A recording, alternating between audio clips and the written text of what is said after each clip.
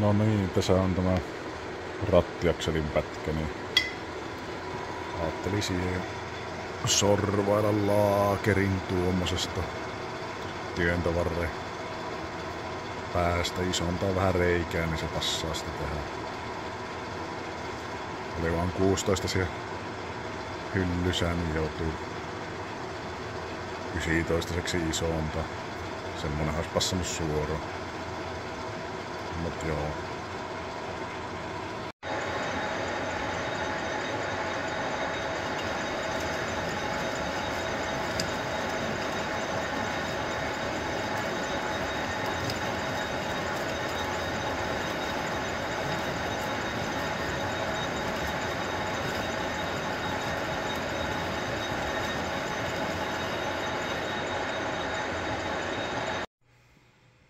No niin, siinä on se reikä isonnettuna ja sen pitäisi passata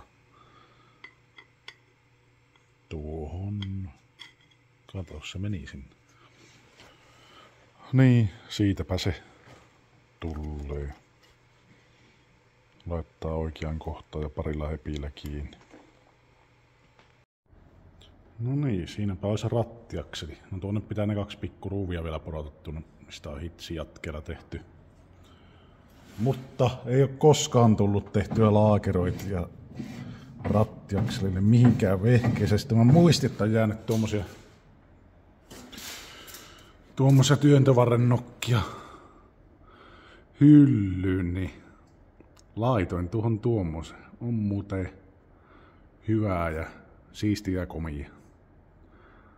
Pikkupalaa peltiä vaan tuohon laakerin yläpuolelle ja sitten sekin on siinä.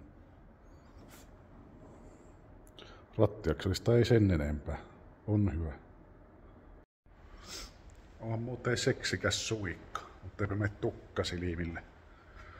Niin, mennäänpä nyt sitten se alakerran kimppuun, mitä tuossa yksi päivä vähän näytinkin jo, niin lyö sen lihoiksi. No niin, elikkä sehän nyt osoittautui vähän tiukaksi tuo veivi alapää tuonne niin päitteisvelys kaulalla. Tai veivi ja tuo kampiakselin välissä oleva välys. Sitä ei ollut kuin parikymppiä -025. Sehän nyt piisaisikin, jos ajettaisiin jollakin muulla kuin 20-50 öljyllä tai 10-60. Täytyy tehdä pieniä muutoksia tänne. Ja samalla te nyt näette, että mitä täällä on sisällä täällä moottorissa, että minkälainen muutos tänne nyt sitten tehdään.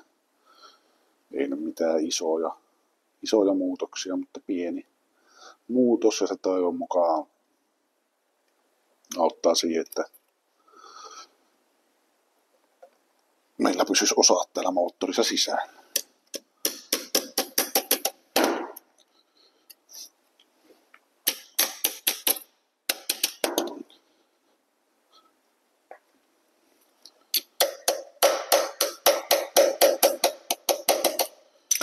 Tämähän tosiaan on varmaan jotakin 5 vuotta sitten kasattu tämä alakerta, niin onhan se hyvä pyyhkiä pölyykki täältä samalla pois. Niin.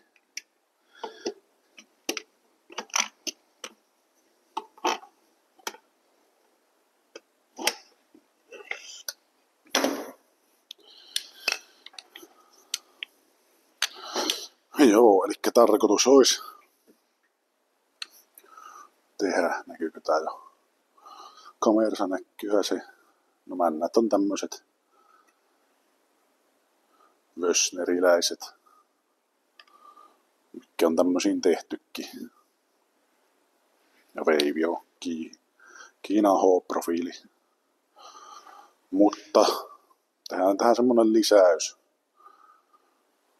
että tämä on näin päin tuolla moottorissa paikallaan. Eli kopioidaan vanhaa kenttiläisen veiviä vähän se. Tehdään tähän, kenttiläisessä on reikä tuossa, josta lentää öljyä sylinteriputkeen, pieni reikä. Niin haetaan samaa efektiä sillä, että tehdään tähän pieni viilto, niin se pyörimissuunnassa pyörii, niin se saattaa alkaa heittää jopa sitä öljyä vähän sinne sylinteriseinämille. Koska kampiakselihan meillä nyt ei sitä kauheasti tee, kun se on tuommoinen puukonteräakseli, niin haetaan se efekti veivistä ja samalla saadaan se vaihtuvuus sille jäykälle öljylle, ettei se jää vaan tonne kaulalle pyöriin ja sen takia sitten leikkaa moottori kiinni, mikä olisi erittäinkin ikävä asia, koska tämäkään ei ole mikään ihan ilmanen, vaikka männät on ostettu vanhaa hyvää aikaa, milloin niitä sai varmaan 400 sarja. Nämäkin oli tehastilausmännä, koska nämä on 83 milliset. Näitä ei ollut silloin tarjolla suoraan hyllystä. Mut joo, semmoset 2 millin ylikokoiset KRM-männät. Näillä tässä puristussuojat jotakin 12,5. No kannesta on vähän pieni. No toivottavasti menee likelle 13. Ei muista, joutuu ehkä senkin vielä tarkistamaan, kun on niin kauan kun sitä tätä moottoria teen. Mutta juu, jatketaan. No niin, siinä olisi tehty muutos. Ei nyt mikään valtava, mutta vaikutukset voi olla valtavat. Ja varmasti onkin. Mutta joo, semmonen kolo siihen tosiaan tuli ja ihan rälläkällä vaan äkkiä. Koska kuitenkin penkissäkin on posaheluauto ja kyseisten puutteiden takia. Ja niin, eikä siinäkö lyö moottorin takaisin tai laikeron takaisin läjäähän ja mitähän mä olin sanomassa? Jotakin viisasta oli mielessä. No, ehkä mä kerron sen myöhemmin, kun mä muistan. Mut joo, männät tupaan takaisin. No niin, nythän mä muistinkin sen jutun, mitä mä olin sanomassa. Eli toinen hyvän puoli tämä, että saanko ruvettiin tarkistamaan että voi samalla sitten puhistaa tuon moottori uudestaan, kun se on vuosia lojunut, niin siellähän on pölyäkin päässyt jostakin vähän sisälle, niin saa puhistettua sen samalla kunnolla. Tulee sitten minttunen. No joo, laitetaan malliksi videollakin 1 mäntäreikä. Laitetaan vähän liukastetta tuohon huulille, niin menee mukavasti. Joo, ja vielä se oikein päikki laittaa. Mulla ei vieläkään ole mitään hienoja semmosia holokkiasennustyökaluja näin. Mennään tällä samalla kuin ennenkin. Katsotaan, sattuisiko se menee paikalle.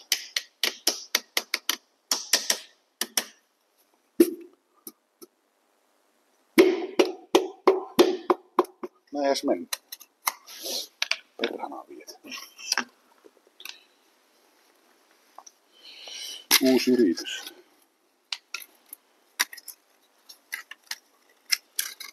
No.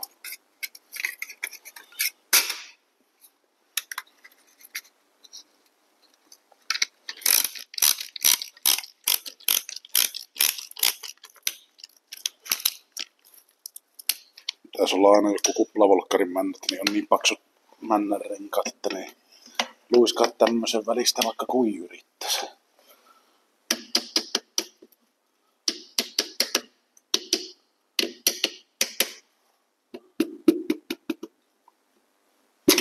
Nui, se meni niinkö kuumien huulien väliin.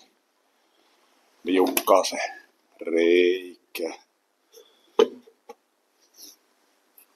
Sitten ei muuta kuin alapää paikalleen. Sinnekin vähän liukua väliin. Vielä kun oikein päikki kääntää sen, niin olisi ihan hyvä.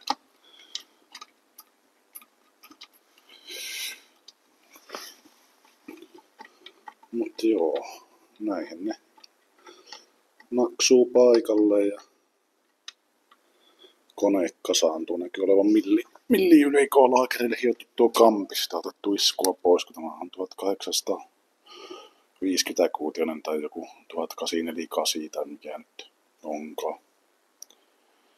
Mut joo, laitetaan loput mennä paikalle ja öljypohja kiinni ja se olisi sit siinä.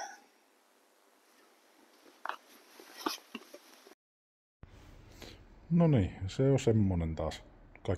Kaikki muutokset siihen nyt on tehty, mitä piti tehdä, että ei kassako öljypohja paikalleen.